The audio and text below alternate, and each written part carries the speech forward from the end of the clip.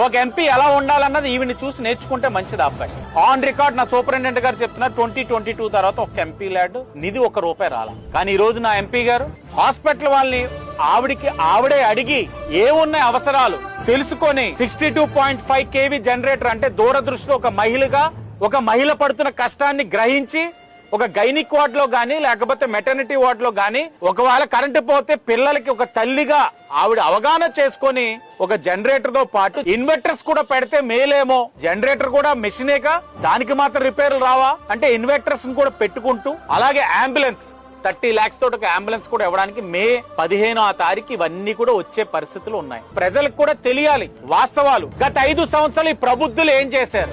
2022 నుంచి ₹1 అంటే ₹1 MP LADS నుంచి రాలేదు. ఈ రోజు నా ఎంపీ సుమారు 2 కోట్ల విలువ చేసే పరికరాలు ఈ రోజున హాస్పిటల్ ఒక అవసరాలు ప్రజలకి మెరుగైన వైద్యం అందించడానికి ఇస్తా ఉన్నారన్న విషయాన్ని గమనించాలి. ఇది ఒక ఎంపీగా ఆవిడ చేస్తున్న కార్యక్రమాలు.